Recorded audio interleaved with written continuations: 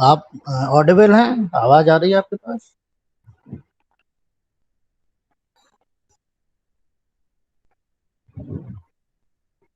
Yes sir. आ रही है? Yes sir, clear है। तो ओके ओके ओके, आप मुझे सुन पा रहे हैं ना? ठीक है, ओके। तो आज हमारा जो टॉपिक है बच्चों, वो क्या है? आप लोग रिस्पॉन्ड करते रहिए थोड़ा थोड़ा। Art and culture. और आर्ट एंड कल्चर में हम कल्चर का एक पार्ट रिलीजन पे चर्चा करेंगे। ठीक है?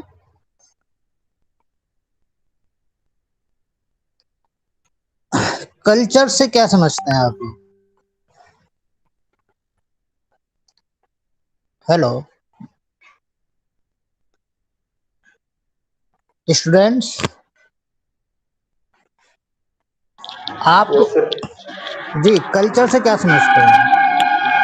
सर, जो भी हमारे हमारे जो रूल्स रेगुलेशन है, जो हमारे पुराने समय से चले आ रहे हैं, किसी भी काम को करने के परफॉर्म करने का जो भी तरीका हुआ हमारा, जो हमारे धर्म से और आम जिंदगी से जुड़ा हुआ है। बेसिकली कल्चर एक बहुत ही वास्ट टॉपिक है, बहुत विस्तृत विषय है। मैं जैसे अगर आपसे कहा जाए कि आप कल्चर को डिफाइन करें या कल्चर क्या है, तो इसे डिफाइन करना इतना आसान नहीं है। कल्चर बेसिकली हम दो भागों में देख सकते हैं, जिसे कहते हैं material culture and non material culture. Okay, material culture वो चीजें जो हमें दिखाई देती हैं, विजुअल हैं, है ना? जैसे टूल्स हैं, जब कहीं कुछ टूल्स मिलते हैं एक्सकेवेशंस में, आर्कियोलॉजी में, तो कहते हैं ये एक कल्चर मिला हुआ है फला जगह। जो भी डिफरेंसेस आते हैं, 10-15% का डिफरेंस होता है अगर, तो उसे एक न्यू कल्चर के रूप में आइडेंटिफाई करते हैं। इसी तरह से इसका दूसरा पार्ट, जिसे हम नॉन मटेरियल कल्चर कह सकते हैं, उसमें आपके थॉट्स हैं, रिलीजन्स हैं, क्योंकि रिलीजन के पीछे जो भी थॉट्स चलता है, जो आइडियोलॉजी है, जो हमारा विचार है, इसके साथ साथ रिलीजन में उन आइडियोलॉजीज को परफॉर्म कैसे करते हैं। क्योंकि हमारे विचार तो दिखाई नहीं देंगे, लेकिन जो परफॉर्मेंस है, जो रिट्स एंड रिचुअल्स हैं, जो हमारे कर्म कांड हैं, वो हमें दिखाई देते हैं। अब ये कर्म कांड क्या होते हैं? जैसे हम यज्ञ परफॉर्म कर रहे हैं, या आरती कर रहे हैं, या कुछ और इस तरह का काम कर रहे हैं, वो हमें दिखाई देता है। ठीक है? तो हमारे पास जो इस समय टॉपिक है, वो art and culture, religion 1 and 2 था। रिलीजन 1 हमारा जो पहला लेक्चर होना था, वो सस्पेंड हो गया। तो हम क्योंकि ये एक हिस्ट्री जो है वो कंटिन्यूअस प्रोसेस है, और मैं वहीं से शुरू कर रहा हूँ। आपका जो नेक्स्ट शेष भाग बचेगा, जब भी हमें मौका मिलेगा, जब भी हमारा लेक्चर शेड्यूल होगा, हम उसमें आपको बताएंगे। ठीक है? तो रिलीजन बेसिकली इंग्लिश का एक शब्द है, और हमारे यहाँ उसे सिनोनिम के तौर पे यूज करते हैं, धर्मा के सिनोनिम के तौर पे हम यूज कर लेते हैं। लेकिन बेसिकली रिलीजन और धर्म सिनोनिम नहीं है, एक दूसरे के पूरक नहीं है।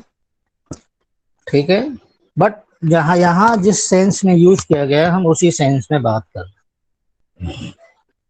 तो रिलीजन में हमारे पास हम जब इसकी शुरुआत करेंगे तो वैदिक रिलीजन से शुरुआत कर सकते हैं, या और पीछे जाएंगे तो हड़प्पन कल्ट से शुरुआत की जा सकती है। हड़प्पा के समय में जो भी रिलीजियस प्रैक्टिसेस थी, जो भी हमें आर्कियोलॉजी से मिला हुआ है, उसके आधार पर ही बताया जा सकता है। बट इस समय हमारा बेसिक कंसेप्ट, बेसिक जो टॉपिक है, वो वैदिक रिलीजन के विषय में होगा, और यहीं से हम इसे स्टार्ट करेंगे। इसके बाद वैदिक रिलीजन के बाद हमारे पास 6th सेंचुरी BC के समय में जो भी नए संप्रदाय उभर के आएंगे, न्यू आइडियोलॉजीज आई हैं, क्यों आई हैं, क्या हैं, उनके बारे में बात करेंगे। और फिर आगे इनमें क्या डेवलपमेंट्स होते हैं, कैसे कैसे चेंजेज आते हैं, इसके बारे में थोड़ी बहुत बात की जाएगी। तो ये सारा कुछ एक लेक्चर में संभवतः कवर नहीं हो सकता, और इसीलिए शायद इन्होंने 2 लेक्चर, क्योंकि आर्ट एंड कल्चर आपका वास्ट टॉपिक है और इसे 3 या 4 लेक्चर में कवर करना वाकई काफ़ी कठिन काम है, बट हम कोशिश करते हैं। तो आप लोगों को वैदिक पीरियड कब से स्टार्ट माना जाता है? Anyone tell me? कोई बताएगा हमें? सर 1500 के आसपास। जी हाँ, 1500 से लेके और 600 बीसी का समय है। आजकल जो हमारा जो टाइम डिवीजन है वो बीसी और एडी की बजाय। सर ये कॉमन एरा आपने जो बताया इसको एक बार रिपीट करें। हाँ बेटा, ये जो हमारा टाइम का क्लासिफिकेशन है, जो समय का विभाजन, क्योंकि समय तो बहुत प्राचीन समय, लाखों करोड़ों वर्ष पुराना से है और हमारे पास उतनी जानकारी नहीं है।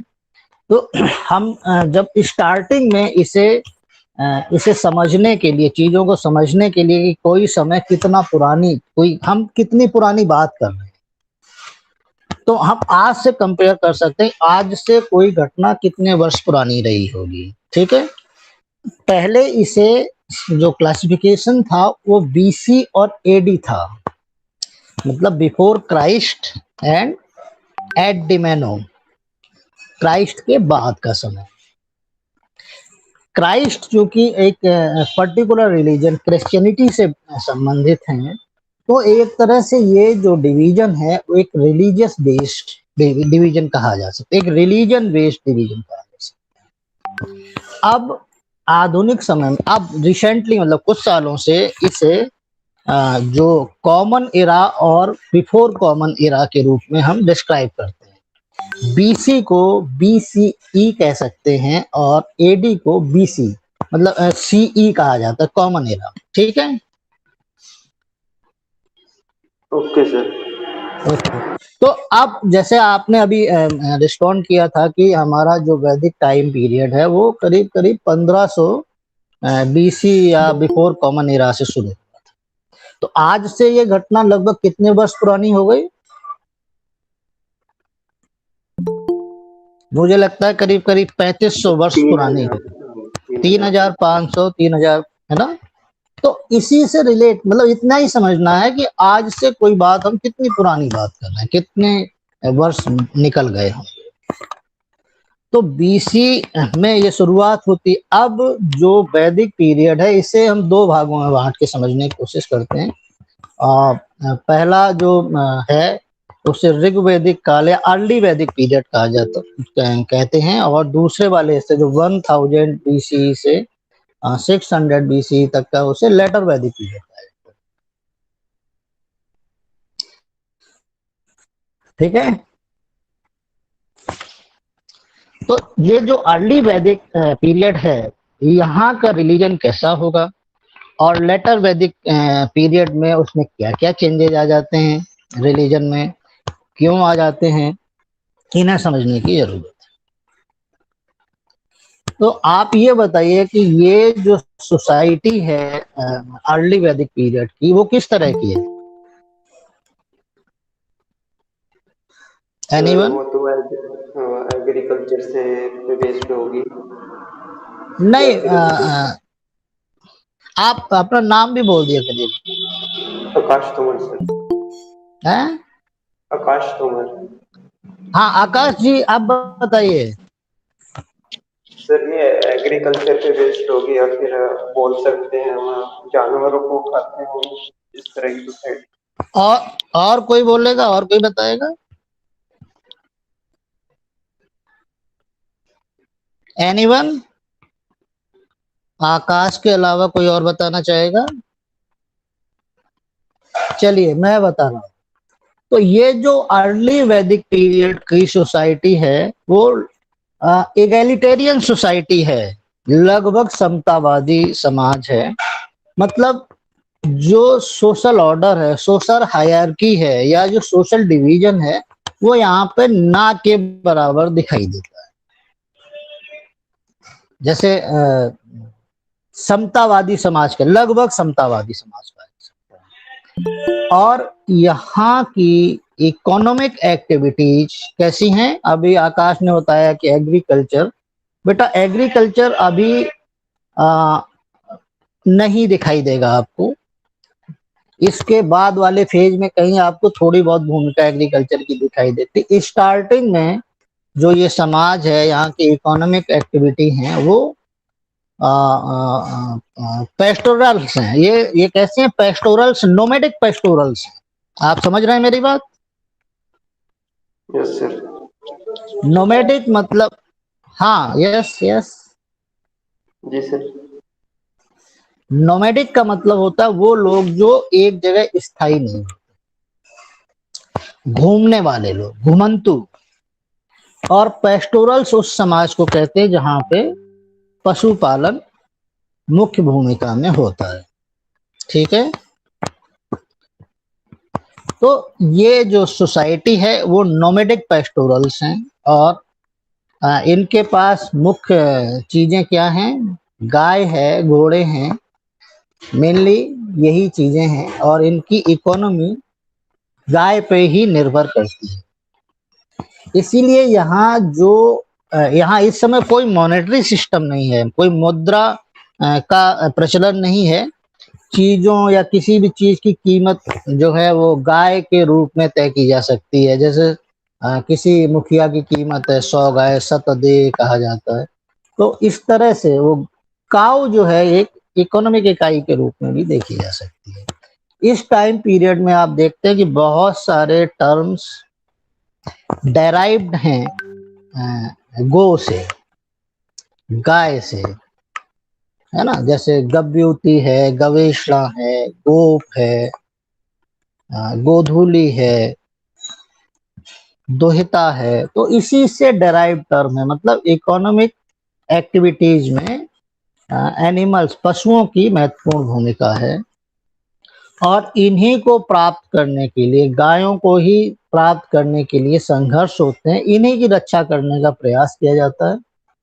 और इस तरह की सोसाइटी में जहां लड़ाई झगड़े गाय के लिए हो रहे हैं, पेस्टोरलिज्म का जो काम है वो, उसमें पुरुषों की महत्वपूर्ण भूमिका हो जाती है। लेकिन दूध दूहना या बाकी काम, ये इसमें महिलाओं की भी भूमिका दिखाई देती है। तो आप आर्थिक गतिविधियों में महिलाओं को भी देखते हैं, लेकिन अभी भी यहाँ पे जो मंत्र हैं वो क्या हैं? पुरुषों, सुवीर को प्राप्त करना, मतलब पुत्रों की प्राप्ति के लिए मंत्रों की रचना की गई। और ऐसा समाज जो नोमैडिक है, पेस्टोरल है, एक जगह नहीं रहता, उसे बहुत सारे जो नेचुरल फोर्सेस हैं उनसे उनका सामना होता है, उनसे इंटरेक्ट होते हैं और उनसे अपने आप को बचाव करने की कोशिश करते हैं। ऐसे लोग, ऐसे समाज में कौन कौन सी समस्याएं आ सकती हैं? आंधी तूफान आ सकता है, आ सकता है ना? Yes sir. सर है ना? फूड के क्राइसिस आ सकते हैं। हाँ, फूड तो क्राइसिस है ही, इसीलिए वो नोमैडिक हैं। क्योंकि जैसे जैसे ग्रास लैंड खत्म होते हैं तो नए ग्रास लैंड की तलाश में जाते हैं। इसलिए अभी ये, इसीलिए इस समय का जो लीडरशिप है, जो आपका क्या बोलते हैं उसे, किंग किंग किंग कह लीजिए, किंग नहीं बना है, इसे क्या कहा जाता है? गोपति कहा जाता है। इसका जो लीडर होता है, जो चीफडम है, उसे कहते हैं गोपति। और गोपति से भूपति की तरफ जो ट्रांजैक्शन है, जो जो ट्रांसफॉर्मेशन है, ये लेटर फेज में दिखाई देगा। भूपति मतलब जमीन से जुड़ जाएगा। जो इकाई, जो यूनिट अभी मूवेबल है, घूम रही है, नोमैडिक है, वो धीरे धीरे स्थायित्व को प्राप्त करेगी। इसीलिए एक बुक है गोपति से भूपति की तरफ, जो ट्रांसफॉर्मेशन है, लिखी गई है। और उसमें यही बताने की कोशिश की गई, I think R S Sharma की है। तो अभी ये भूपति नहीं है, अभी ये गोपति है, गोप है। तो ऐसे समाज में बहुत सारे नेचुरल फोर्सेस इन्हें इनके सामने समस्याएं खड़ी करते हैं। प्राकृतिक शक्तियों से इनका सामना होता है और आप देखते हैं कि इन्हीं प्राकृतिक शक्तियों से संरक्षण प्राप्त करने के लिए या इनकी कृपा प्राप्त करने के लिए, इन्हें खुश करने के लिए रिलीजन में बहुत सारी चीजें दिखाई देंगी। तो जो इस समय के वैदिक पीरियड के जो गॉड एंड गॉडेसेस हैं वो किससे संबंधित हैं? नेचुरल फोर्सेस से संबंधित हैं, प्रकृति से संबंधित है। दूसरे शब्दों में मैं ये कहूं कि वैदिक जो अर्ली वैदिक फेज में जो गॉड हैं वो मेन मुख्य भूमिका में देवता हैं, गॉड्स हैं। गॉडेसेस को अभी उतना इम्पोर्टेंस नहीं मिली हुई है और ये प्राकृतिक शक्तियों का मानवीकृत रूप है। ये बात समझ आई आपको? Yes sir. सर ये जो है ना? हमारा ऋग्वेदिक वेद है इसको हम 3 भागों में भी तो बांटते हैं ना सर। अर्ली ऋग्वेद हो गया एक हमारा, फिर एक लेटर हो गया हमारा, हाँ हाँ, और और तीसरा कौन फिर सा है? तीसरे का नहीं बताया थे। दो ही भाग। इसीलिए मैंने आपको स्टार्टिंग में बताया कि वैदिक पीरियड को समझने के लिए हम 2 भाग में इसे बांटते हैं। अर्ली वैदिक पीरियड एंड लेटर वैदिक, मतलब हिंदी में क्या कहेंगे इसे? अर्ली मतलब पूर्व वैदिक काल और परवर्ती, ठीक है ना? सर इसके लेटर ईयर्स बता दीजिए। ये 1500 से 1000 बीसी का जो समय है वो अर्ली फेज में आता है और 1000 से 600 बीसी का फेज है वो लेटर फेज में आता है, ठीक है। एक्चुअली आपके टॉपिक में अगर मैं आपको वैदिक लिटरेचर के बारे में बताता तो शायद ये और बेटर तरीके से समझ सकते हैं आप। मैं ब्रीफ करता हूँ इसे जिससे कि आप इस चीज को समझ लें, है ना? Okay sir. सर हाँ लिटरेचर भी बता दीजिए साथ में ही। हाँ, मैं ब्रीफ कर रहा हूँ, उसी को मैं ब्रीफ कर रहा हूँ जिससे कि आपको वो क्लियरिटी आ जाए कि हम क्या बात कर रहे हैं। तो जो आप देखते हैं कि ये ऋग्वेद सबसे पुराना वेद हमारा कौन सा माना जाता है? ऋग्वेद। और ये कंपाइल हुआ है 1500 बीसी से लेके 1000 बीसी तक। ये बात समझ आई आपको? Yes sir. है ना? तो जो डिस्क्रिप्शन हम अर्ली वैदिक फेज का देते हैं वो किस पे बेस्ड है? ऋग्वेद पे बेस्ड है, ठीक है। वैदिक लिटरेचर में जो मुख्य चीजें आती हैं वो वेदाज हैं, ठीक है, ब्राह्मण्स हैं, अरण्यक हैं और उपनिषद हैं, ठीक है। Okay sir. बट ऑलवेज आप याद रखिएगा कि वैदिक लिटरेचर का हिस्सा पुराण को नहीं माना जाता है। Okay sir. बट ऑलवेज आप याद रखिएगा, क्वेश्चन आ जाता है कि वैदिक लिटरेचर क्या, वैदिक साहित्य क्या है, इसमें क्या क्या चीजें शामिल, ठीक है। तो उसमें 3 चीजें इसमें से दे दी, एक पुराण दे दिया, एलिमिनेट करना है तो आप कंफ्यूज हो सकते हैं क्योंकि पुराण भी इसी से, वो बाद के फेज में आते हैं, ठीक है ना? Okay boys. Okay sir. तो जो डिस्क्रिप्शन हमें अर्ली वैदिक फेज का मिलता है वो किसमें कंपाइल है? ऋग्वेद में, ऋग्वेद ठीक में। है। और जो लेटर फेज में, जो लेटर वैदिक पीरियड का डिस्क्रिप्शन हमें मिलता है वो किसमें कंपाइल है? जो बाकी बाकी वेद आज कौन कौन से बचे हैं? अथर्ववेद, सामवेद, यजुर्वेद। हाँ, यजुर्वेद, सामवेद और अथर्ववेद, ठीक है। इसके अलावा इन पे जो कमेंट्री है जिसे ब्राह्मण्स कहा जाता है ना? सुना है ना ब्राह्मण्स के बारे में?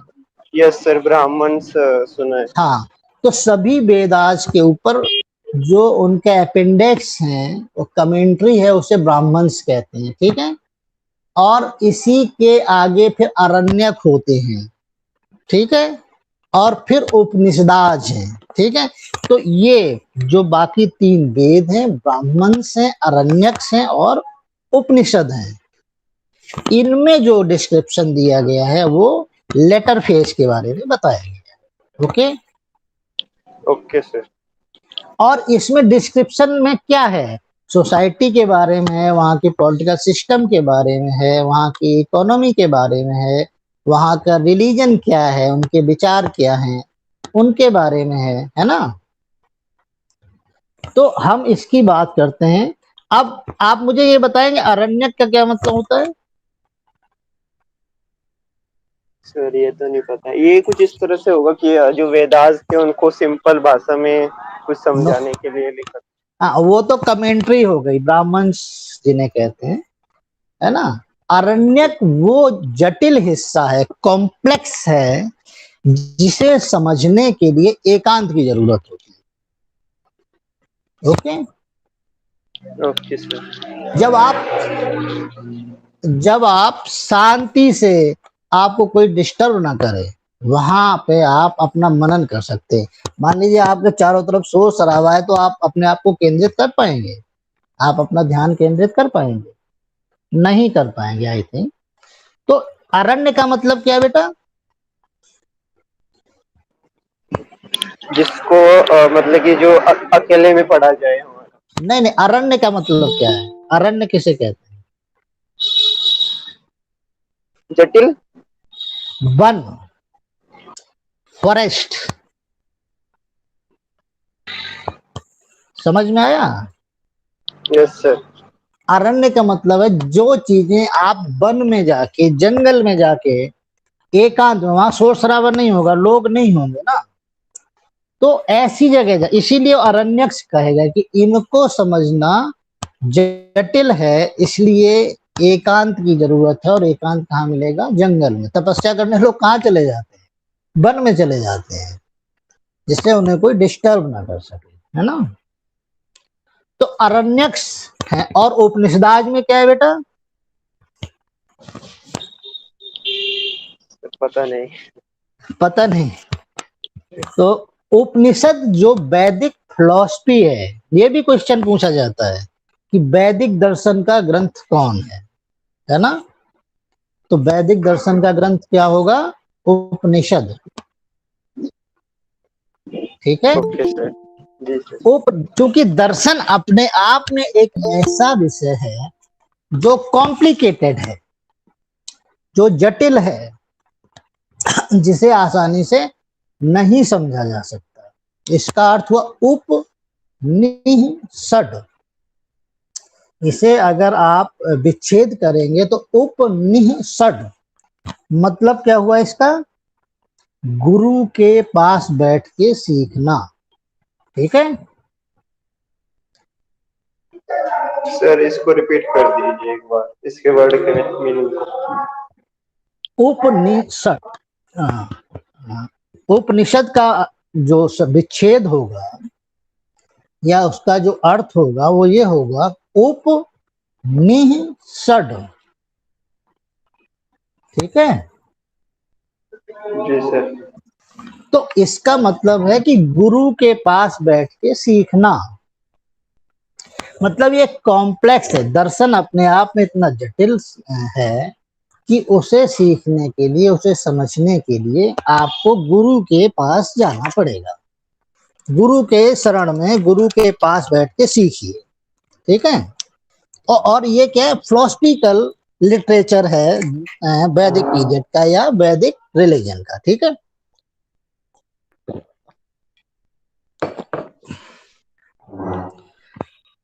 और ये सारा जो कुछ आप देखेंगे वो आपको इसमें जो कुछ डिस्क्रिप्शन है वो लेटर वैदिक फेज के बारे में बताया गया है। ओके। Okay sir. तो वैदिक रिलीजन, अब हम लोग फिर वैदिक रिलीजन की बात करते हैं। वैदिक रिलीजन में क्या है कि प्राकृतिक शक्तियों का मानवीकृत रूप है। और आप देखेंगे कि जब हम एक शक्ति का विवरण देते हैं, वर्णन करते हैं, एक देवता का वर्णन करते हैं, तो उसमें हम सारी शक्तियों को उसका जब उसके बारे में बताते हैं तो ऐसा लगता है कि यही सर्वोच्च देवता है, सारी शक्तियां इनमें ही समाहित हैं।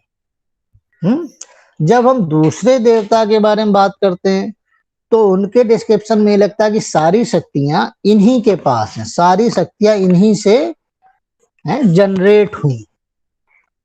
तो इस जो प्रक्रिया को है, ये जो तरीका है, इसे मैक्स मूलर कहते हैं हीनोथिज्म या केनोथिज्म, कि जिसकी बात कर रहे हैं उसमें ही सर्वोच्च सत्ता विद्यमान है। अब जितने वैदिक अर्ली वैदिक फेज में जो गॉड्स हैं, जो दितीज हैं, उनके बारे में हम बात करते हैं, तो इनको हिस्टोरियंस ने 3 भागों में बांट लिया है। ठीक है, जी सर। कौन कौन से 3 भाग हैं बताओ? एक तो वो हैं जो आकाश के देवता हैं या स्वर्ग के देवता हैं। ठीक है,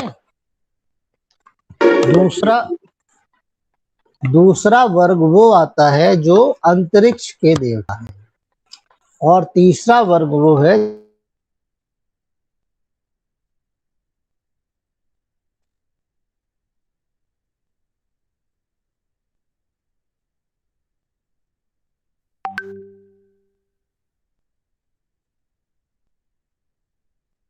सर आवाज नहीं आ रही आपकी।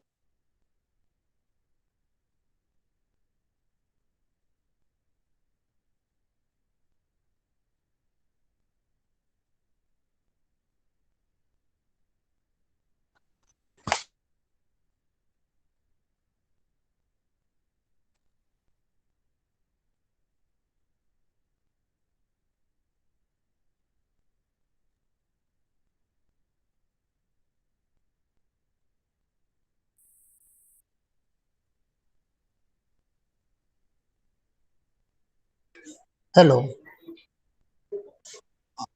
हाँ, जी सर, जी सर, सुनो, 1 मिनट सर, जरा होल्ड करिएगा ना।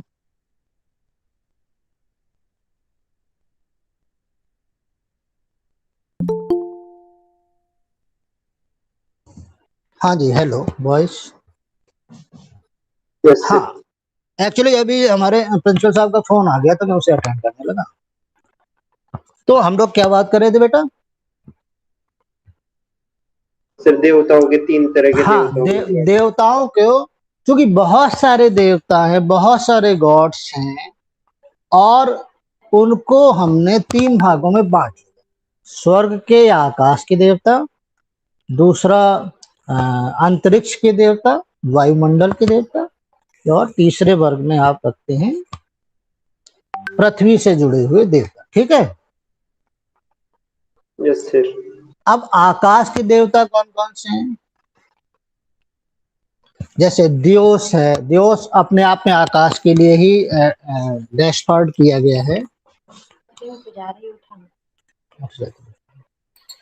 ठीक है, और इसके अलावा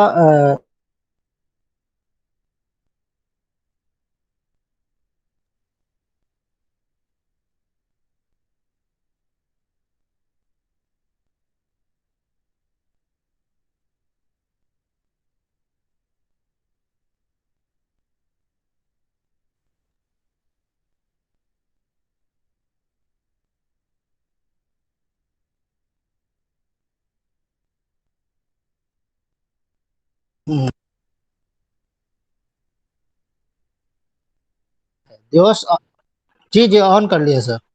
दियोस जो है आकाश के लिए ही कहा गया है। और 1 मिनट सर, जरा होल्ड करिए, मैं अभी आपको अटेंड कर रहा हूँ class. Okay sir.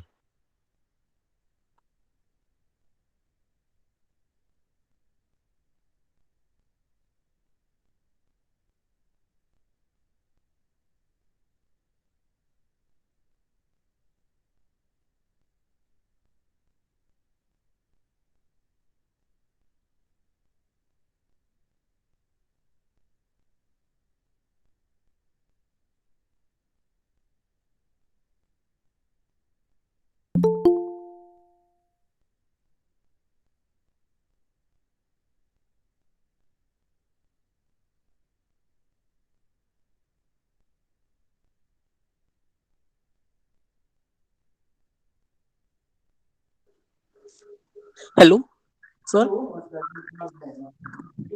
Sir online classes तो अभी कंटिन्यू चलेंगी ना? हाँ, हेलो। हाँ, अभी आप हम लोग बात कर रहे थे तो इसमें द्योष आते हैं, सूर्य हैं, सवित्र हैं, ठीक है, पूषण हैं, विष्णु हैं, अश्वनी हैं। ये देवता जो माने जाते हैं वो स्वर्ग से संबंधित या आकाश से संबंधित देवता माने जाते हैं।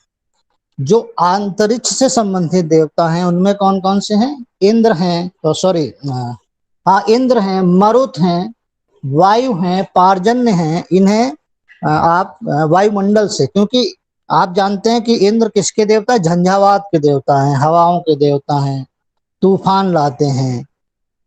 मरुत हवाओं से संबंधित है। तो ये सारे देवता वायुमंडल से संबंधित देवता माने जाते हैं। और पृथ्वी से संबंधित देवता में अग्नि है, सोम है, सरस्वती है। सरस्वती इस समय विद्या की देवी ना होके वो एक पवित्र नदी है ना? Hello voice, yes sir. है ना? बाद में ये, बाद के परवर्ती काल में ये विद्या की देवी के रूप में आपको दिखाई देगी। तो इनके अपने अपने काम है। ऋग्वेद में आप देखते हैं कि सबसे ज्यादा जो श्लोक हैं वो किनके लिए गाए गए हैं? किनके लिए हैं? इंद्र के लिए है। इंद्र के लिए कितने हैं? लगभग 250 श्लोक हैं, 250 श्लोक। और इसके बाद जो महत्वपूर्ण देवता आपको दिखाई देंगे श्लोक के आधार पे वो कौन से हैं? अग्नि हैं। उनके लिए कितने श्लोक हैं? 200 श्लोक हैं, ठीक है। और आप देखिए कि इंद्र, इंद्र को दूसरे शब्दों में, दूसरे उसमें भी डेस्फर्ड किया जाता है। जैसे उन्हें पुरंदर कहा जाता है। पुरंदर का मतलब क्या है? Hello, hello boys. पुरंदर, हाँ, पुरंदर का क्या मतलब है? डिस्ट्रॉयर। हाँ हाँ, बोलिए बोलिए। Destroyer sir. क्या समझा नहीं मैं? Sir destroyer. पुर का क्या मतलब है? पहले। पुर का मतलब है, पुरंदर का मतलब है किला को विध्वंस करने वाला, ठीक है। तो इन्हें इन्हें कई नाम दिए गए हैं। रथेष्ठ है, कुशल रथ के योद्धा हैं, महान विजेता हैं, पुरंदर हैं। और ये युद्ध में आर्यों को विजय दिलाने का काम करते हैं, ठीक है। सर लेकिन उस टाइम पे किले तो होते नहीं थे, तो ये क्या क्या नहीं होते थे? किले।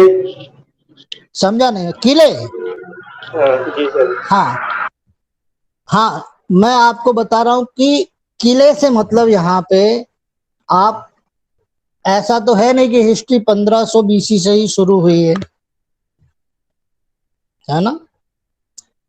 जो लोग, जिन्हें बाद में दास कहा गया, दस्यु कहा गया, वो लोग पुरों में रहते थे, किलों में रहते थे, ठीक है। ये आर्यंस नहीं है, नॉन आर्यंस है।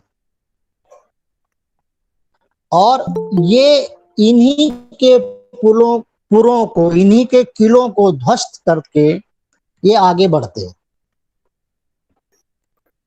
समझ आया आपको? जी सर। ऐसा नहीं आप, दस्यूज के किलों को तोड़ते हैं, हाँ, यानी जहाँ पे दस्यू पुरन, रहते हैं। जहां आप आगे पढ़ेंगे ना कि आर्यों के ऋग्वेद में एक वर्णन मिलता है जिसमें वो कहते हैं कि एक आर्यों और जो गैर नॉन आर्य हैं उनके बीच जो युद्ध होता है रावी के तट पे भरत कबीले के साथ, तो उसमें यही बताया गया कि जो नॉन आर्यंस हैं, जिन्हें बाद में दास, दस्यु के रूप, दास तो इसी में दस्यु के रूप में डेस्पर्ट जनते, जिनसे ये घृणा करते हैं, तो ये शक्तिशाली हैं और ये पुरों में रहते हैं। आपने देखा होगा कि इससे पहले वैदिक, सॉरी, हड़प्पन सिविलाइजेशन में वो किलेबंदी आपको देखने को मिलती है, और उस तरह की चीजें ऐसा माना जाता है, पहले ये माना जाता था कि हड़प्पन सिविलाइजेशन के जो डिक्लाइन कह सकते हैं उसमें पुरंदर के रूप में आर्यों के आक्रमण को भी डिस्ट्रॉय करने की बात थी। हालांकि इसका खंडन किया जाता है क्योंकि हड़प्पन सिविलाइजेशन के नष्ट होने के जो प्रमाण हैं वो 1800 से बाद के नहीं है और भारत में आर्यों का उदाहरण 1500 से पहले का नहीं माना। लेकिन इस तरह के जो यहाँ के लोग थे उनमें किले रहे होंगे, इसीलिए इन्हें पुरंदर के रूप में भी डिस्ट्रॉय किया जाता है इंद्र को। और अग्नि, अग्नि क्या काम करती है बेटा? सर आग को, आग जलाने का। आग जलाने का।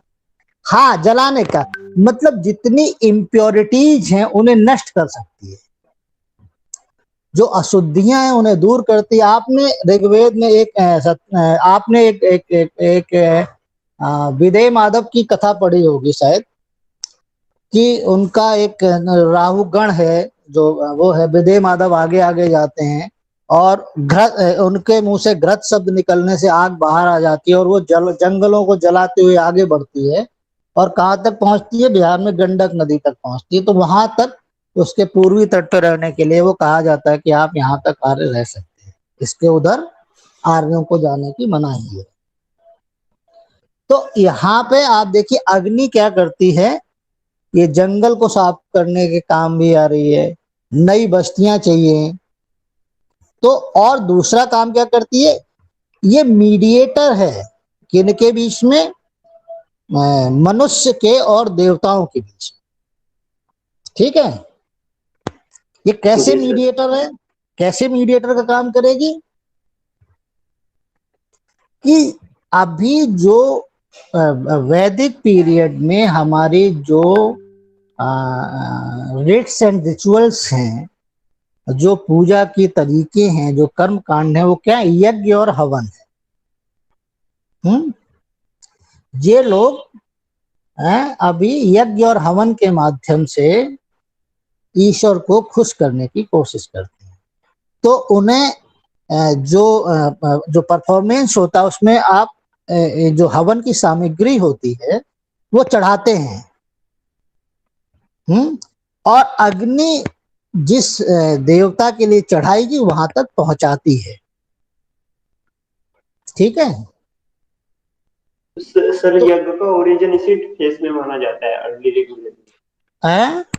यज्ञ जो सिस्टम है यज्ञ वाला और आहुति वाला, हाँ तो ये अर्ली ऋग्वेद का ही माना जाता है ओरिजिन इसका। हाँ, बेसिकली ये जो यज्ञ है या हवन है ये तो वैदिक पीरियड से ही शुरू हुआ। इस समय पूजा पद्धति में मूर्तियां नहीं थी, तो यज्ञ के परफॉर्मेंस ही होते थे। यज्ञ किया, हवन किया, और चूंकि अग्नि प्रज्वलित होती है उसमें आप हविर डालते हैं जो हवन सामग्री होती है। तो आप क्या करते हैं यज्ञ के समय? आप जिन देवताओं को यज्ञ में बुलाते हैं, आहूत करते हैं, और उन्हें, क्योंकि वो सामने तो दिखाई देते नहीं आपको, अभी भी अगर आप हवन करते हैं तो क्या करते हैं? एक मंत्र पढ़ा जाता है देवता क्या, किसी जिस देवता का है, और आप उसमें हवन सामग्री यज्ञ में डाल देते हैं। इसका कंसेप्ट क्या है कि वो अग्नि के माध्यम से जो आपने अर्पण किया है वो उस देवता तक पहुंच जाएगा। ठीक है, समझ आया बच्चों? Yes sir. ठीक है, तो अग्नि बहुत इंपॉर्टेंट देवता है इस समय। और इसके बाद एक बहुत ही महत्वपूर्ण देवता है वरुण। वरुण किसके देवता हैं? जल के, पानी के। इस समय वो जल के देवता नहीं है, इस समय वो क्या है? ऋतस्य गोप, ऋत के देवता है। ऋत क्या होता है?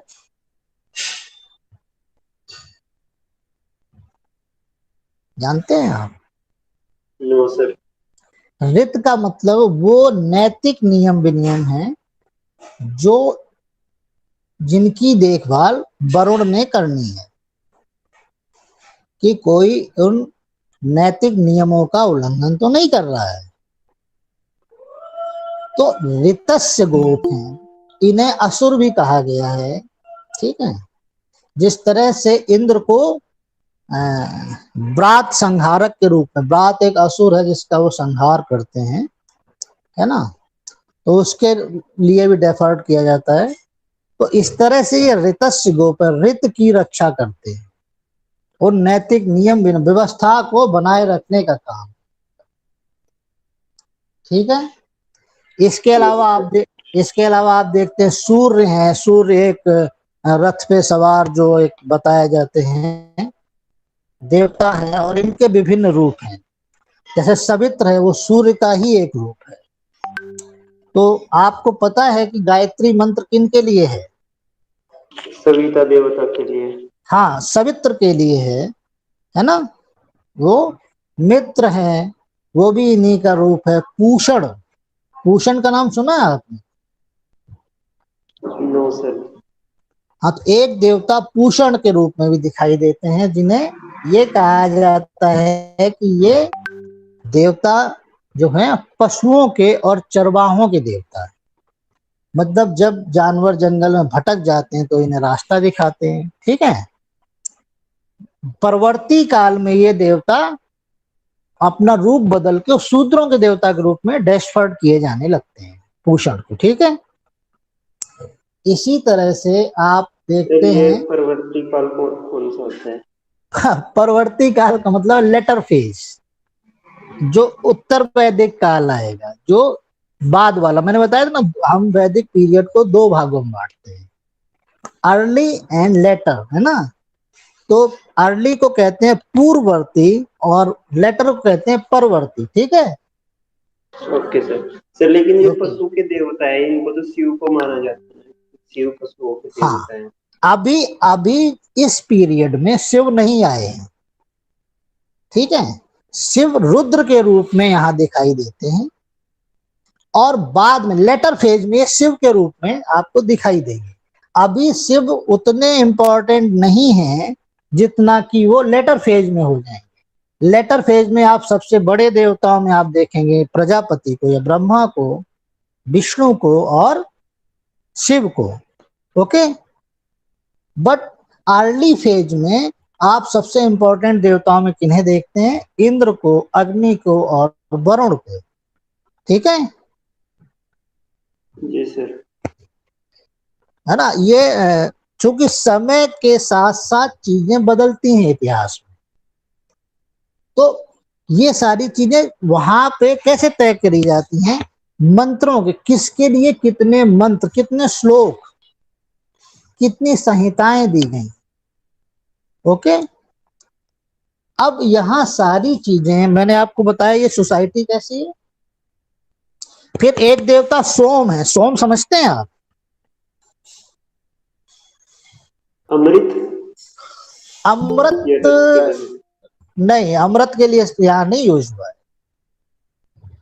अब मैं इसका जो डिस्क्रिप्शन, इसके लिए एक्चुअली पूरा का पूरा एक मंडल, ऋग्वेद का जो विभाजन मंडलों में है, 10 मंडल है, उसमें एक पूरा का पूरा मंडल सोम को समर्पित है।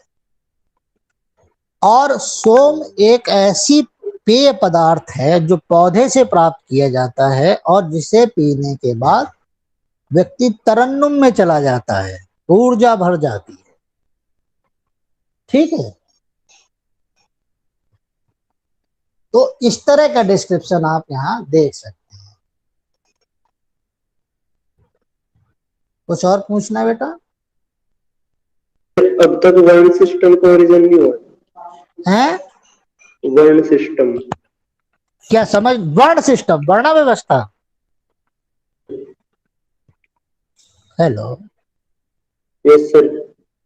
हाँ, वर्ण व्यवस्था आप देखते हैं किसमें मिलती है? दशम मंडल के पुरुष सूक्त में मिलती है। ठीक है, और जो दशम मंडल है, पहला, दूसरा, तीसरा और दशम मंडल, ये कैसे माने जाते हैं? दशम मंडल ये लेटर फेज के माने जाते हैं, मतलब अगर आए भी होंगे तो लास्ट में आए।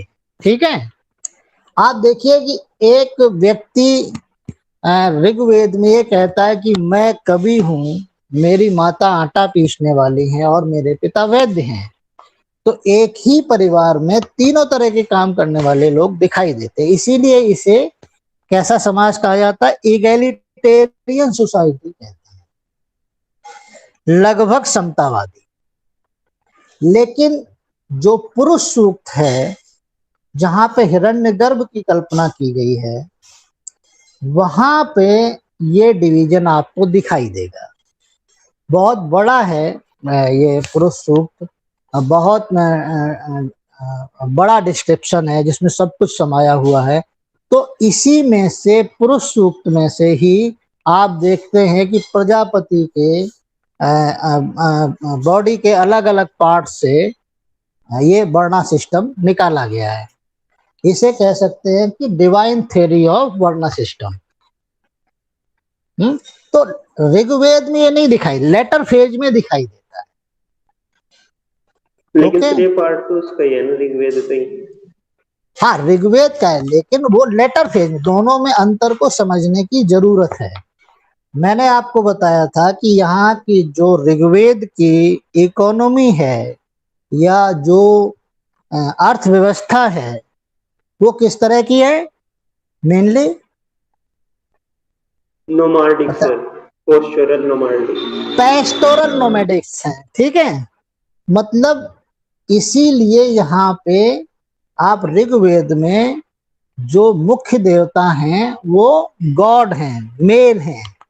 गॉडेसेस का इंपॉर्टेंट उतना नहीं है, वो सेकेंडरी दिखाई देती हैं, उस महत्व को नहीं प्राप्त करती हैं, क्योंकि अभी कृषि मेन इकोनॉमिक एक्टिविटी नहीं हुई। लेकिन आप देखते हैं कि लास्ट तक चलते चलते, क्योंकि एक आप देखते हैं 1500 से 1000 करीब 500 वर्ष का टाइम पीरियड है, तो लास्ट तक चलते चलते कृषि की गतिविधियां भी दिखाई देने लगती हैं।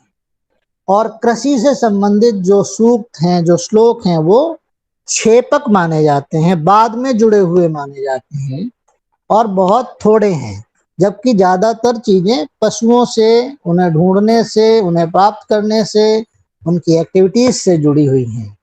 तो पशुओं को चराना, संघर्ष करना, ये पुरुषों का काम है, महिलाएं घर में ज्यादातर रहती हैं, तो उतना औदात्य प्रदान नहीं किया गया। लेकिन जैसे ही जो इकोनॉमिक कंडीशन या इकोनॉमिक एक्टिविटीज पेस्टोरल से एग्रेरियन सोसाइटी की तरफ बढ़ेंगी, एग्रेरियन एक्टिविटीज की तरफ बढ़ेंगी, तो गॉडेसेस इंपॉर्टेंट हो जाए। क्योंकि एग्रेरियन सोसाइटी एक ऐसी सोसाइटी है जो फर्टिलिटी में बिलीव करती है। फर्टिलिटी कल्ट यहाँ आ जाता है, उर्वरता का सिद्धांत, उर्वरता का प्रतीक मानी जाती है महिलाएं, इसलिए वो उसमें गॉडेसेस के महत्व को बढ़ जाता है। ठीक है,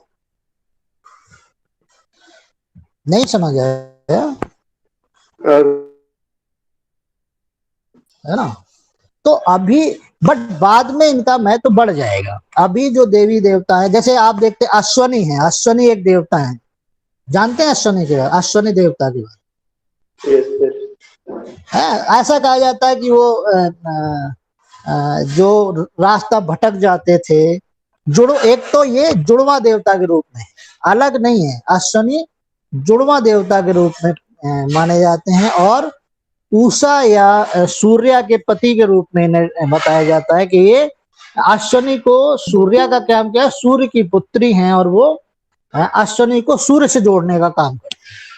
इनका काम यह है कि जो लोग रास्ता भटक जाते हैं, जल, जैसे एक डिस्क्रिप्शन ये आता है कि एक जलपोत नष्ट हो गया, उसमें लोग फंस गए थे, तो अश्वनी ने उन्हें बचाया था। बाद में ये आप देखते हैं कि ये वैद्य के रूप में माने जाते हैं, देवताओं के वैद्य के रूप में। तो ये मेन चीज है, ये मुख्य देवता है अश्वनी। इसके बाद आप देखते हैं कि जो लेटर फेज में सोसाइटी इकोनॉमी कैसे चेंज होती है, पैस्टोरलिज्म की जगह एग्रेरियन सोसाइटी में, मतलब कृषि उत्पादन महत्वपूर्ण हो जाता है। अच्छा, एक चीज बताइए, हेलो, यस सर, हेलो, जो सरप्लस इकोनॉमी होती है, सरप्लस समझते हैं आप? Yes sir. हाँ, जो सरप्लस इकोनॉमी होती है वो क्या पेस्टोरलिज्म एक्टिविटीज में जो पशुपालन की गतिविधियां हैं उनमें संभव है? No sir. नहीं संभव है। चाहे जितना भी दूध दही मक्खन बटर जो भी प्रोडक्शन करना है, बट वो कैसा है कि एक समय के बाद खराब होने लगेगा, है ना? होने लगेगा ना? Yes sir. है ना? इसीलिए वहां पे एक इंस्टीट्यूशन है, विदथ का कंसेप्ट है, जिसमें जिनके पास ज्यादा सामान होता है वो बांट देते हैं या उसे नष्ट कर दिया जाता है। बट एग्रेरियन इकोनॉमी कैसी है? वो सरप्लस इकोनॉमी है। खेती बाड़ी का जो प्रोडक्शन होता है, उत्पादन होता है, आप उसे 6 महीने साल भर रख सकते हैं और वो खराब नहीं होता है, ठीक है ना? तो अब जब आप ऐसी सोसाइटी में आएंगे जहां पे जो सरप्लस इकोनॉमी की तरफ बढ़ेगा, और आपने पहले ही पढ़ा है कि वो आदमी से, और इस समय तक आप देखते हैं कि थोड़े बहुत आयरन की चीजें यूज होने लगती हैं, कॉपर की चीजें यूज होने लगती हैं, तो वो नष्ट जंगल को साफ करना, खेती बढ़ाना, स्थायित्व आ जाना। क्योंकि जब आप एग्रीकल्चर करते हैं, खेती करते हैं, तो वो ऐसी चीज नहीं है कि आपने आज बोया और कल आपको मिल गया। उसमें एक समय लगता है, उस दौरान 3 महीना 4 महीना 6 महीना लगेगा। आप उसकी देखभाल करेंगे तब आपको उसका फल मिलेगा, ठीक है? तो आपकी जो संचरणशील इकाई है वो स्थायित्व जमीन से जुड़ जाएगी, और इसीलिए इस समय जमीन का महत्व बढ़ जाएगा। आप देखते हैं कि दान स्तुति में राजा पहले क्या देता था पुरोहित को दान में? जो यज्ञ कराते थे, गाय सर। है ना, उन्हें गाय देता था, दास दासियां देता था। जमीन का कहीं उल्लेख नहीं देता है। लेकिन परवर्ती काल में आप इसके साथ साथ जमीन को देने की बात भी सुनते हैं, जिससे कि पृथ्वी नाराज होती है। पृथ्वी दे दी, भूमि दे दी, पृथ्वी नाराज होती है, उस राजा की निंदा करती है।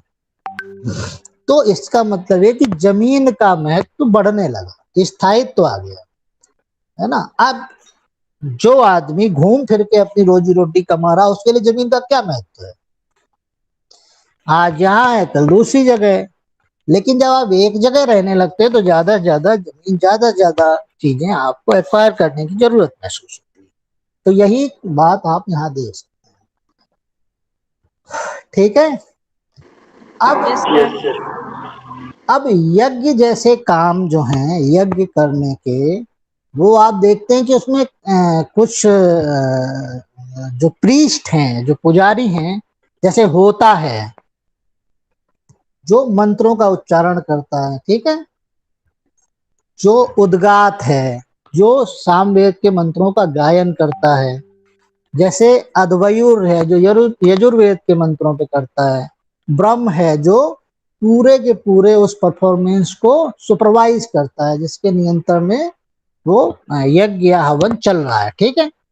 तो ये एक बाइफरकेशन आपको दिखाई देने को देता है।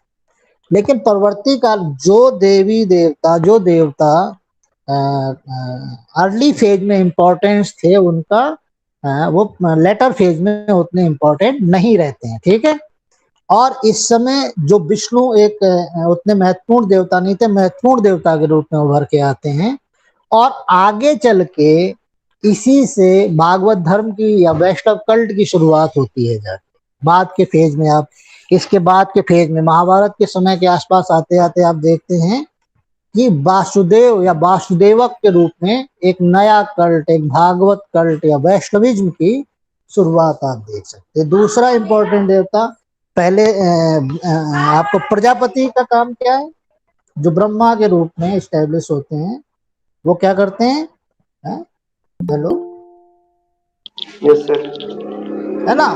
तो अब यहाँ पे 3 महत्वपूर्ण देवता हो जाएंगे, ब्रह्मा, विष्णु और शिव, जो कि पहले फेज में रुद्र के रूप में थे। Yes sir. है ना? ओके।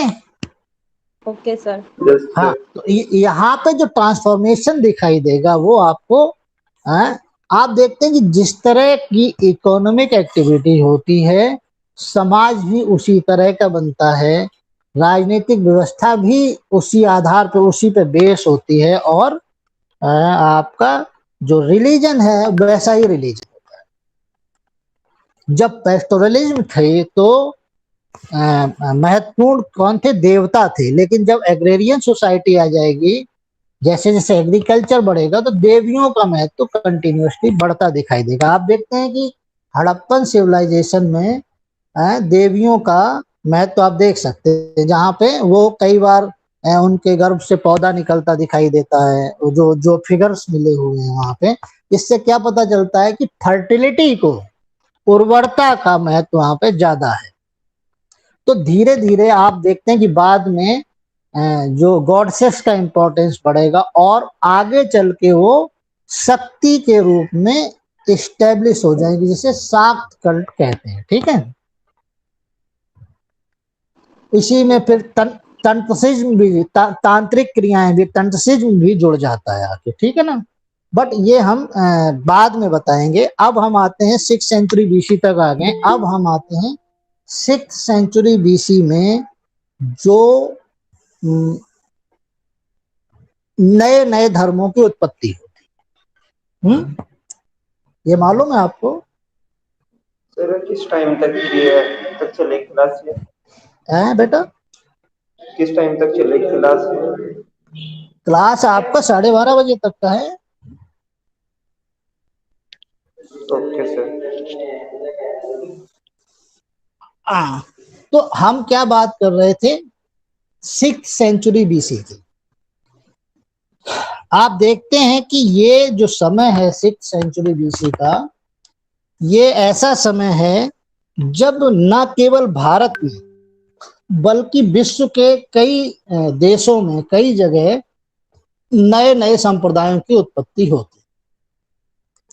चीन में कन्फ्यूशियस हैं, लाओ त्से हैं, ईरान में जरथिस्ट हैं, जरोमा हैं, यूनान में पाइथागोरस हैं।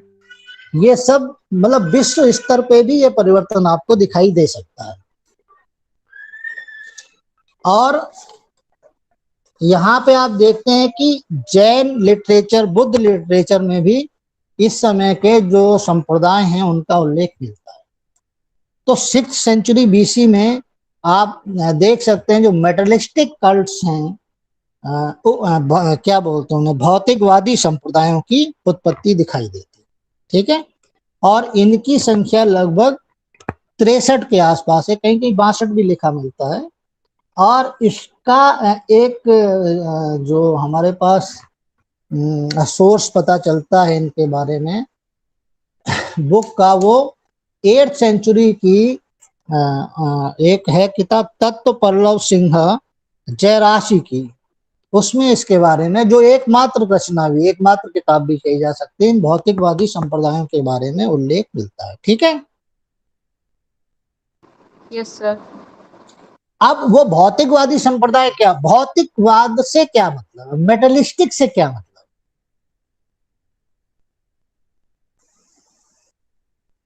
मतलब जो कल्ट्स मैटर में बिलीव करते। समझ आ रहा है आपको? Yes sir. मैटर का क्या मतलब है बेटा? पदार्थ, सामान। जैसे कहते हैं आजकल, ये कहते हैं कि बड़ा वो साहब बड़ा भौतिकवादी है, या बड़ा कंज्यूमरिज्म है, उपभोक्तावादी है। बट हम सब लोग तो मैटर में बिलीव करते हैं किसी न किसी लेवल तक। ठीक है? तो इनका जो ये जो भौतिकवादी संप्रदाय हैं, पहले तो हम इनकी उत्पत्ति के बारे में थोड़ी सी बात करें। ठीक है? आप देखते हैं कि वैदिक पीरियड में, लेटर फेज में, जो कर्म कांडों की जटिलता उभर के सामने आती है, जिसके विरोध के स्वरूप 6th सेंचुरी बीसी में इन भौतिकवादी संप्रदायों या जैन, इसी के साथ साथ जैन और बुद्धिज्म की उत्पत्ति होती है। अब चूंकि ये वो समाज है जो एग्रेरियन सोसाइटी की वजह से सरप्लस का प्रोडक्शन बहुत ज्यादा होने लगता है, ठीक है, मतलब अधिशेष बहुत उत्पादन होने लगता है। जब अधिशेष उत्पादन होने लगता है तो कुछ लोग उत्पादन की प्रक्रिया से अलग हो जाते हैं। इसका मतलब समझ में आया आपको? हेलो सर एक बार और बता दो। हाँ, मान लीजिए आप खेती करते हैं, ठीक है, और आपने 20 कुंटल ग्रेन प्रोड्यूस कर लिया, बट आप उसे केवल 10 कुंटल ही कंज्यूम कर पाएंगे, ठीक है, तो आपके पास सरप्लस कितना हो गया? 10 10 क्विंटल। क्विंटल। 10 कुंटल हो गया। अब ये 10 कुंटल जो सरप्लस है वो आप किसी दूसरे को दे सकते हैं, तो जिस दूसरे को देंगे उसका काम चल जाएगा और वो बिना उत्पादन किए भी भोजन प्राप्त कर सकता है या नहीं कर सकता है? Yes sir. तो जो व्यक्ति अब कुछ नहीं, उसे भोजन के लिए नहीं सोचना क्योंकि उसका प्रोडक्शन आप करके उसे दे, तो वो क्या करेगा, दूसरी एक्टिविटीज में अपने आप को डाल लेगा, ठीक है, कुछ दूसरा काम कर लेगा, और यहीं से शुरुआत होगी ऑक्यूपेशनल डाइवर्सिटी। समझ में आया? Yes sir. Yes sir. है ना? जो व्यवसाय की विविधता है, अलग अलग व्यवसायों की उत्पत्ति शुरू हो जाए, ठीक है, और इसी से शुरुआत होती है अर्बनाइजेशन की। कोई पॉटर हो गया, कोई ब्लैक स्मिथ हो गया, कोई कुछ हो गया, कोई कुछ अलग अलग काम करने लगा, क्योंकि सरप्लस प्रोडक्शन की वजह से उन्हें भोजन के विषय में नहीं सोचना है, वो उन्हें मिल जाएगा। ऑक्यूपेशनल डाइवर्सिटी, व्यापार एवं वाणिज्य की वृद्धि होगी, है ना? और जो व्यापार और वाणिज्य की वृद्धि कौन कर रहा है? आमतौर पे वैश्य। और यहाँ पे आप देखेंगे कि दो तरह का, आप देखते हैं कि लेटर फेज में ही समाज में दो तरह का विभाजन, जो चतुर्वर्णी विभाजन के अलावा दिखाई देता है, जिसे विषवक्ता और विषवक्ता, फॉग ईटर एंड फॉग कहा जाता है, ठीक है ना? मतलब एक वर्ग उत्पादन करता है, दूसरा वर्ग उपभोग करता है, वो उत्पादन में शामिल नहीं है। और वो किस तरह से उसके पास पहुंचता है? टैक्सेशन सिस्टम के माध्यम से उसके पास पहुंचता है। जब सरप्लस उत्पादन अधिक हो जाएगा, वाणिज्य व्यापार बढ़ जाएगा, तो वो समाज जो विशेषाधिकार प्राप्त नहीं था वर्ण व्यवस्था में, जैसे वैश्य और शूद्र, ये क्या करेंगे, इनकी एस्पिरेशंस, इनकी आकांक्षाएं बढ़ जाएंगी और ये ऐसी विचारधारा को प्रोत्साहन देंगे, ऐसी विचारधारा को समर्थन देंगे जिनमें इन्हें महत्व प्रदान किया जाता हो। तो इसी वजह से यहाँ पे आप देखते हैं कि जो न्यू कल्ट्स हैं, जो मेटलिस्टिक कल्ट्स हैं, वो और जैन और बुद्ध का प्रभाव दिखाई देता है। आप देखते हैं कि बुद्ध को बहुत सारा व्यापारी वर्ग, जैन को बहुत सारा व्यापारी वर्ग सपोर्ट करता है, बट इसमें चूंकि ये उतने रेडिकल्स नहीं है। बाकी जो मेटलिस्टिक कल्ट्स हैं वो रेडिकल्स हैं। तो जो मेटलिस्टिक कल्ट्स हैं उनमें कौन कौन से हैं, मैं आपको कुछ के नाम बताता हूं, ठीक है? Okay okay sir. Yes sir. Okay, जैसे जैसे उच्छेदवादी, अजीत केश कामलिन इसका शुरुआत करता, उच्छेदवादी है, ठीक है? ये पूछ लिया जाता है, 4-5 हैं इनके, आप लिख लीजिए चाहे तो, ठीक है ना? मतलब इनका मानना है कि सब कुछ जो भी है वो नष्ट हो जाता है, कुछ भी नहीं बचता है, ठीक है? फिर एक पाकुधा कच्छन या पाकुधा कात्यायन है जो नित्यवादी है।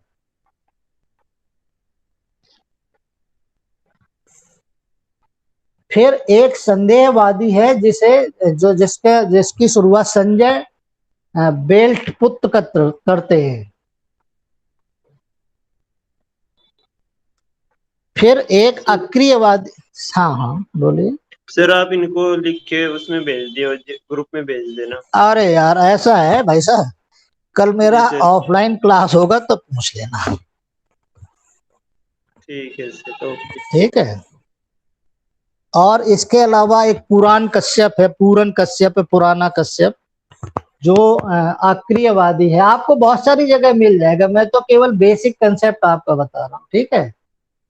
अकर्मक के प्रचारक हैं। एक मखली गोसाल का नाम तो सुना ही होगा आप लोगों ने, सर सुना है यस सर सुना। यस सर सुना क्या? है। हाँ मैं जानता हूँ क्योंकि सबसे ज्यादा यही नाम याद रहता है बच्चों को। तो मखली गोसाल कौन से संप्रदाय का है? आजीवक हैं ये। ठीक है ना।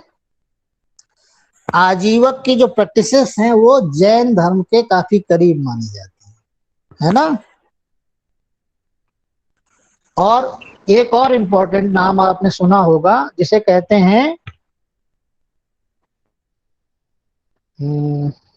चारवाक दर्शन। चारवाक का नाम सुना है? Yes sir. यस सर सुना है। ये क्या कहते हैं? सर ये कहते हैं कि हाउ प्योर एज हाँ, इनका इनका फेमस कमेंट है, रणम कृत्वा घृतम पीवेत याव जीवेत सुखम जीवेत। ठीक है। मतलब ये जितने भौतिकवादी कल्प्स हैं वो ये मानते हैं कि जीवन का मुख्य उद्देश्य सुख की प्राप्ति है।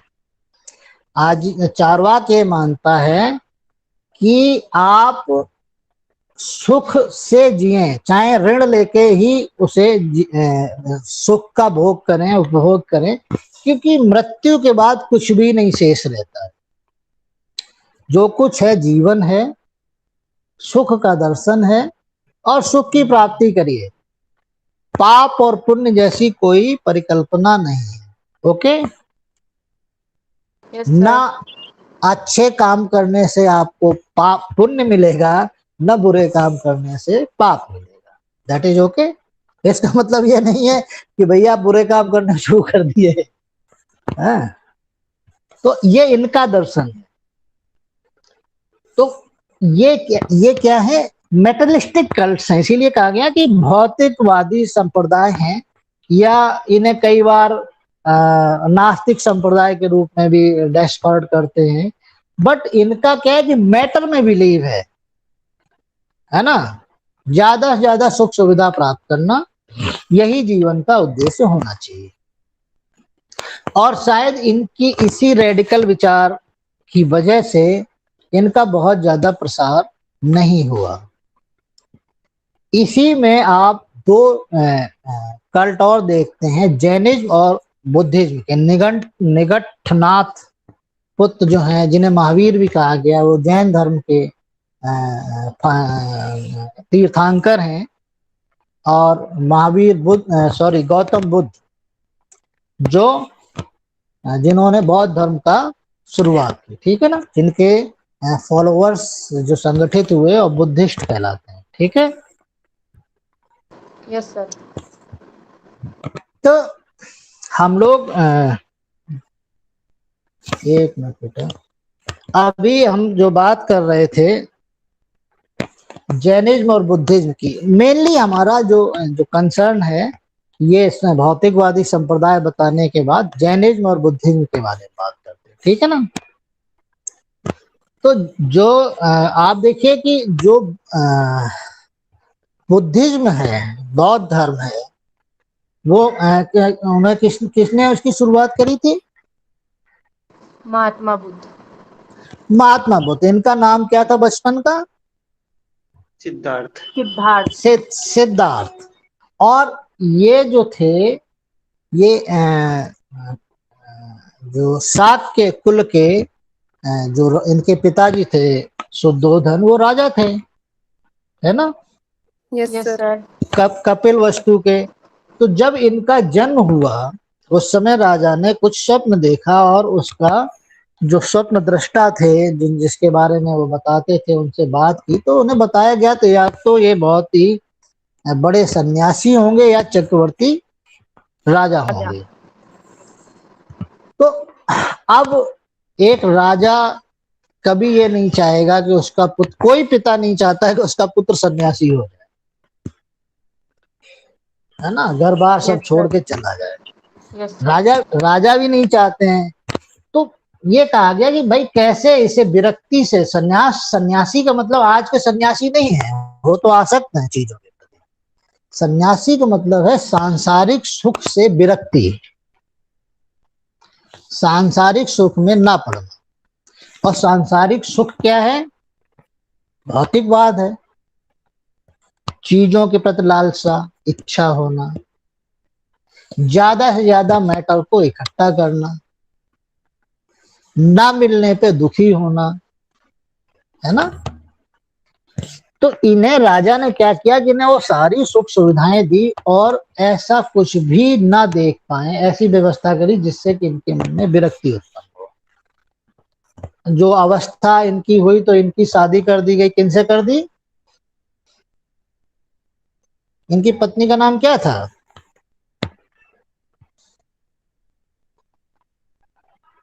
बॉयज बताइए। Yes sir. सर ध्यान नहीं आ रहा अभी। ध्यान नहीं आ रहा। कई नाम थे, गोपा, बिंबा, भद्र, कच्छायना, कई नाम, है ना, याद आया कुछ? तो Yes, sir. इनकी शादी कर दी गई राजकुमारी से और इनके एक पुत्र भी हो गया जिसका नाम इन्होंने क्या रखा? राहुल। हाँ, राहु। राहु से डराइव्ड है, मतलब इसने मुझे फांस लिया है पास में। तो अब एक ये, चूंकि सारे इन्हें पता ही नहीं था संसार में क्या क्या होता है, तो इनके बारे में एक इम्पोर्टेंट बात ये आती है कि इनके अंदर त्याग की भावना, संन्यास की भावना कैसे आई। तो यहाँ पे 4 साइट्स की बात करते, 4 दृश्यों की बात करते, ठीक है ना। वो क्या क्या 4 दृश्य थे? बूढ़ा व्यक्ति, अर्थी थी हमारी एक बीमार व्यक्ति, शव और एक सन्यासी। हाँ, यही क्रम है। सबसे पहले, और इनका, इनके साथ जो था ना, क्या नाम है, इनका सारथी चन्न, वही इनका फिलोसफर गाइड सब कुछ था। तो ये जब जा रहे थे एक दिन शहर भ्रमण के लिए निकले, तो इन्होंने देखा कि एक बूढ़ा व्यक्ति कमर झुक गई है, लकड़ी के सहारे जा रहा है, क्योंकि इन्हें तो अवस्था का ज्ञान ही नहीं था ना, चलने में उसे बहुत कष्ट हो रहा है। तो इन्होंने पूछा ये क्या है? तो उन्होंने बताया ये एक ओल्ड मैन है और हर व्यक्ति को जीवन में इस अवस्था में आना पड़ता है जिसका एज पूरी होती है, और ये तो बड़े दुखी होते हैं वो। तो दूसरे दिन जब भ्रमण पे निकले तो उन्होंने देखा कि एक बीमार व्यक्ति जा रहा है, परिजन उसके विलाप कर रहे हैं, दुखी हैं। तो फिर पूछते हैं कि ये क्या है? तो बताता है कि एक बीमार व्यक्ति है, इनके पता नहीं बचेंगे या नहीं बचेंगे, और इनके बिछुड़ने इनका जो डर है उसकी वजह से इसके स्वजन परिजन विलाप कर रहे हैं, दुखी हैं। तीसरा दृश्य क्या है? एक, हाँ, एक कॉफ दिखाई देता है, एक शव दिखाई देता है, ले जा रहे हैं और उसके पीछे भी लोग रोते पीटते जा रहे हैं, स्वजन परिजन। तो ये क्या है कि हर व्यक्ति का अंत निश्चित है। एक अवस्था के बाद व्यक्ति की मृत्यु होती है और वो जब छोड़ के जाता है तो उसके परिजन विलाप करते हैं, दुखी। चौथा दृश्य उन्होंने एक मस्त सन्यासी का देखा, खुश है, मस्त है। तो अभी तक जो दृश्य दिखाई दिए उन्हें, वो क्या थे? दुख के दृश्य थे। और एक सन्यासी जो है वो मस्त है, खुश है अपने आप, तो उसे किसी से कोई इच्छा नहीं है, कोई डिजायर नहीं है, किसी से लगाव नहीं है, मिल गया तो ठीक, ना मिल गया तो ठीक। तो महात्मा बुद्ध ने क्या किया, इससे वो बहुत दुखी हुए। और आप लोगों ने ये डिस्क्रिप्शन पढ़ा होगा कि एक शाम, एक रात जब वो अपने महल में थे, उनके मनोरंजन के लिए बहुत सारी नृत्यांगनाएं थी, सुंदर सुंदर नृत्यांगनाएं थी, डांस किए, और वो सब सो गई। तो बाद में जब वो जगते हैं तो देखते हैं कि अभी ये जब डांस कर रही थी तो बहुत सुंदर थी, बहुत आकर्षक थी, बट अब ये बड़ी ही विद्रूप है, बड़ी कुरूप लग रही हैं, क्योंकि उनका मेकअप हट गया है, बाल बिखर गए हैं, सो रही हैं, अजीब अजीब से खर्राटे आ रहे हैं, और वो वहीं से अपने सारथी को लेके चले जाते हैं। उनका घोड़ा कंटक है और उसे एक जगह जाके वो वापस, ठीक है। इसके यस बाद सर। इसके बाद ये करीब 29 ईयर की एज के आसपास के थे, और ये जंगल में चले जाते हैं, तपस्या करते हैं। तो शुरुआत में जब ये तपस्या करते हैं तो करीब 12 वर्ष का इनका समय था जो भटकते रहे। इसी समय वो अलारा कामा से मिलते हैं, एक इनके समय के एक सन्यासी हैं, बट इनका मन कहीं नहीं लगता है। इतनी कठोर तपस्या करते हैं कि शरीर इनका बिल्कुल क्षीण हो जाता है, जर्जर हो जाता है, लेकिन फिर भी इन्हें शांति नहीं। बाद में ये बोध गया, बिहार में गया नामक जिला है, वहां से 7-8 किलोमीटर दूर एक निरंजना नदी के किनारे बोध गया में बोधि ट्री, पीपल का वृक्ष है, कहीं कहीं बरगद का भी लिखते तो बो ट्री कहा जाता है, उसके नीचे बैठ के वो तपस्या कर, और उन्हें वहीं जो उनकी तपस्या को भंग करने के लिए एक एक कंसेप्ट आता है मार का या मारा का, ऐसा व्यक्ति है जो इनकी या असुर है या राक्षस है, जो इनकी तपस्या को भंग करने के लिए बहुत सारे प्रलोभन देता है, तरह तरह की कोशिश करता है। बाद में वो पृथ्वी पे हाथ मार के कहते हैं कि आप हमारे साक्षी हैं, हमारी जो दिशाएं हैं, 10 दिशाएं हैं, पृथ्वी है, ये हमारी साक्षी है। तो यहाँ क्या होते हैं बुद्ध, यहाँ से क्या शुरुआत होती है?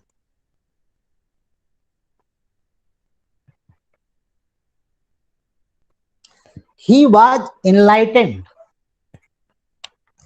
यहाँ पे उन्हें ज्ञान की प्राप्ति होती। बुद्ध कोई रिलीजन या कुछ ऐसा नहीं है शुरुआत करते, बल्कि वो ज्ञान की प्राप्ति है। और ज्ञान क्या है? Hello voice, tell me about knowledge. ज्ञान, इनलाइटेंड होना, बताइए। सर एक बार और बताओ, आप क्या पूछ रहे हो? ज्ञान जैसे होता है ना, बुद्ध, महात्मा बुद्ध को क्या प्राप्त हुआ? ज्ञान की प्राप्ति हुई, है ना। सर महात्मा बुद्ध को ज्ञान की प्राप्ति, जिसका ही तो प्रचार करते हैं, मतलब इनलाइटेंड हो जाते हैं। एक आप लोगों ने शायद सुना, एडविन आर्नोल्ड का नाम सुना है? नहीं सर। एडविन है, सुना है? नहीं सर, सुना सुना नहीं। नहीं सुना। एडविन आर्नोल्ड एक हैं, राइटर हैं, बड़े राइटर हैं, जिन्होंने लाइट ऑफ एशिया लिखी है। Yes sir, yes sir. याद आया कुछ आपको? हिंदी में कहते हैं एशिया का प्रकाश पुंज। वो इन्होंने महात्मा बुद्ध के ऊपर ही लिखी है। महात्मा बुद्ध को ही लाइट ऑफ एशिया का। यस तो सर, यस। ये इनलाइटेंड होते हैं, मतलब इन्हें ज्ञान की प्राप्ति होती है, ये कोई धर्म की शुरुआत नहीं है। और ज्ञान की प्राप्ति क्या है इनका? इन्होंने ये बताया कि जीवन में जो संसार है उसमें सुख और दुख है, ठीक है। और मनुष्य की या व्यक्ति की या संसारिक प्राणियों की कोशिश होती है सुख की प्राप्ति, ठीक है। जीवन का उद्देश्य क्या होता है? सुख की प्राप्ति, अधिकतम सुख की प्राप्ति, ठीक है। तो ये एक थ्योरी देते हैं जिसे कहा जाता है क्या कहते हैं कि एक कंसेप्ट आता है सबम दुखम, सब कुछ दुखमय है, ठीक है। Yes sir. इसके बाद वो क्या कहते हैं, मतलब संसार जो है वो दुख का भंडार है, सबम दुखम।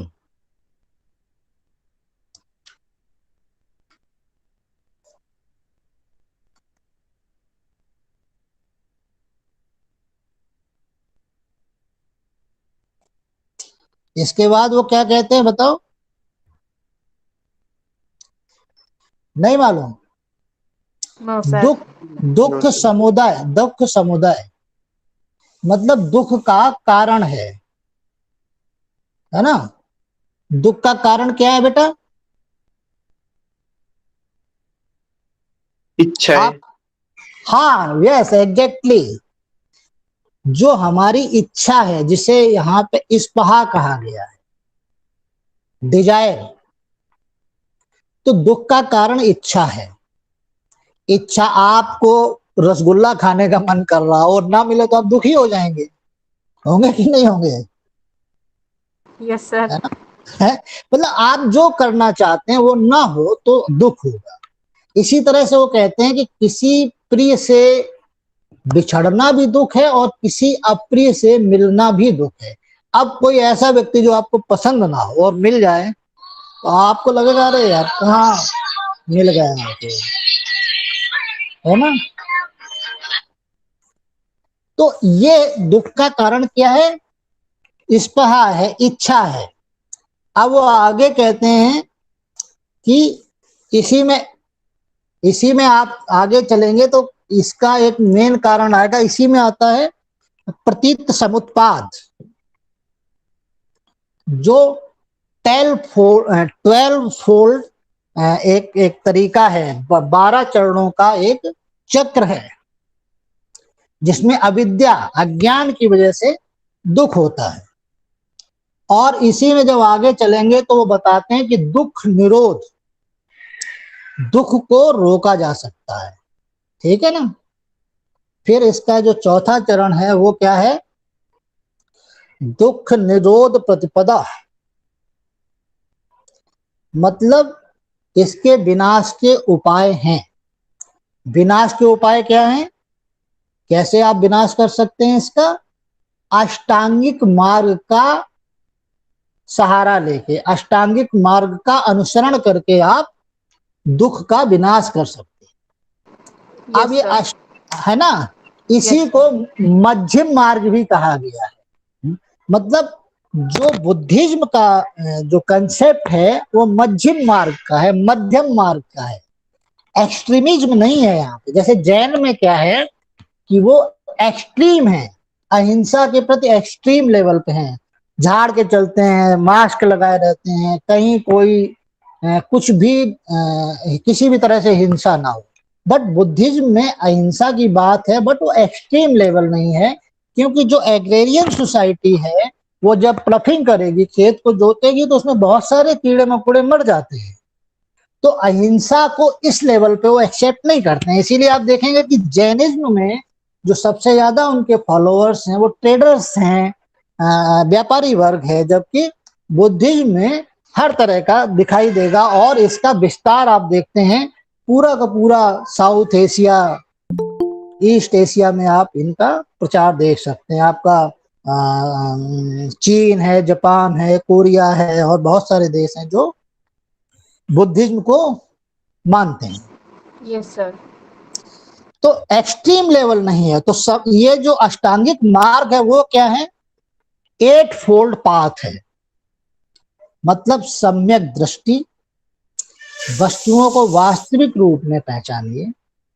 सम्यक संकल्प, मतलब आप चीजों के प्रति आसक्त, द्वेष, इससे मुक्त हो, ठीक है ना? इसके अलावा सम्यक वाक, ऐसा न बोले जो अप्रिय हो, जिसे स्वीकार न किया जा सके। सम्यक कर्मांत, दान, दया, सत्य, अहिंसा, अच्छे काम करिए, ठीक है ना?